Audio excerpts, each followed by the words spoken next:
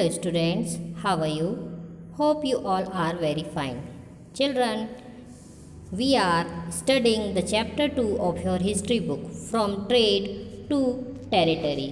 The company establishes power. And today's topic is the company army. Colonial rule in India brought in some new ideas of the administration and reform, but its power rested on its military strength. The Mughal army was mainly composed of cavalry, trained soldiers on horseback, and infantry, that is, pedal foot soldiers. They were given training in archery and the use of the sword.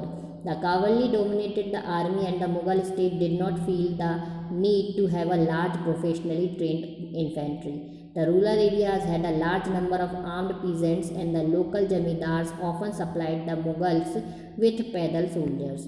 A change occurred in the 18th century when Mughal successor states like Awadh and Banaras started recruiting peasants into their armies and training them as professional soldiers. The East India Company adopted the same method when it began recruitment for its own army, which came to be known as the Sepoy Army. As warfare technology changed from the 1820s, the cavalry requirements of the company's army declined. This is because the British Empire was fighting in the Burma, Afghanistan and Egypt, where soldiers were armed with muskets and matchlocks.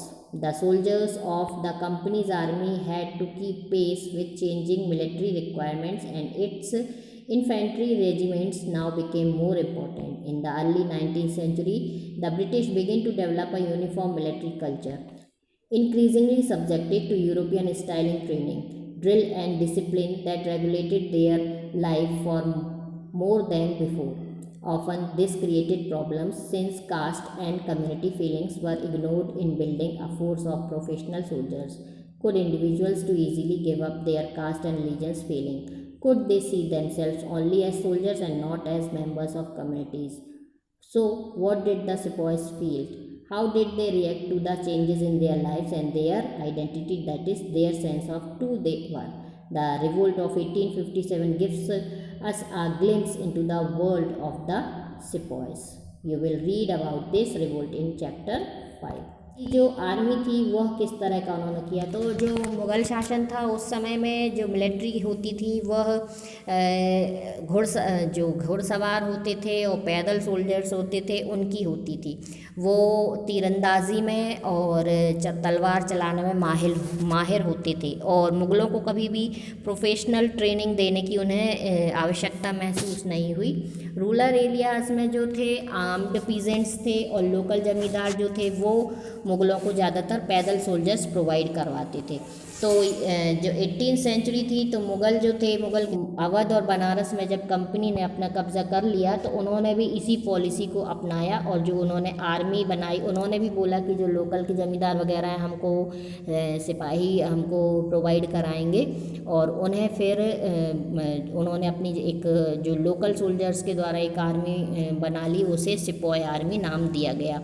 अब ये जो थे 1920 में जो था ये जो technology थी घुड़सवार और पैदल सोल्जर्स की, इस टेक्नोलॉजी को थोड़ा सा चेंज करना पड़ा, क्योंकि बर्मा, अफ़गानिस्तान और इजिप्ट में जो सोल्जर्स थे वो वहाँ पर कंपनी की तरफ से लड़ाई कर रहे थे, और उन्हें वहाँ पर जो घुड़सवार वगैरह थे वो उस तरह से वहाँ पर नहीं लड़ सकते थे। तो अब जो ब्रिटिशर्स थे 19th सेंचुरी में उन्होंने जो था वो चेंज किया सिस्टम आर्मी का। उन्होंने एक यूनिफॉर्म मिलिट्री के लिए प्रोवाइड करवाई गई, साथ ही साथ उनको जो यूरोपियन स्टाइल की ट्रेनिंग थी वह भी दिलवाई, और ड्रिलिंग और डिसिप्लिन वगैरह और टफ उनको जो एक्सरसाइज वगैरह पूरी ड्रिल में वही सब आ जाता है तो वो सब उनको करवाया गया।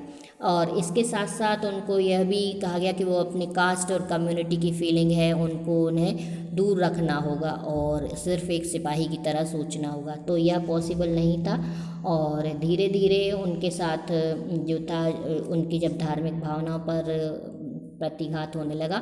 तो यह 1857 में सिपॉय स्ट्रगल के नाम से फेमस हुआ। सिपाही मंगल पांडे जी जो थे उन्होंने फिर उसमें विरोध किया और अपने ही ऑफिसर को गोली मार दी। इसको हम चैप्टर 5 में पढ़ेंगे। तो हम कंक्लूजन देखते हैं। The East India Company was transformed from a trading company to a territorial colonial power. The arrival of new steam technology in the early 19th century also aided this process. Till then, it would take anywhere between 6 and 8 months to travel to India by sea. Steamships reduced the journey time to 3 weeks, enabling more Britishers and their families to come to a far-off country like India. By 1857, the company came to exercise direct rule over about 63% of the territory and 78% of the population of Indian subcontinent. Combined with its indirect influences on the remaining territory and population of the country, the East India Company had virtually the whole of India under its control.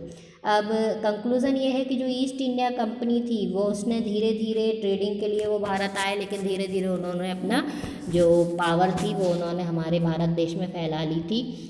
Technology की नई stems वो लेकर आए थे, नए नए ideas के तहत उन्होंने 19वीं सेंचुरी तक लगभग हमारे आधे से ज़्यादा भारत पर उन्होंने कब्जा करना शुरू कर दिया था।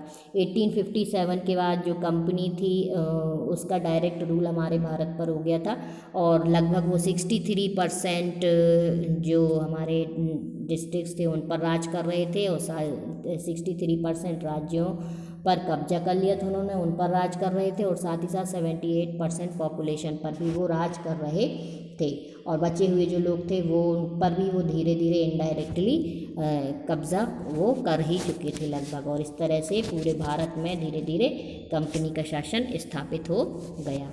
So children, in the next video we will start the exercise.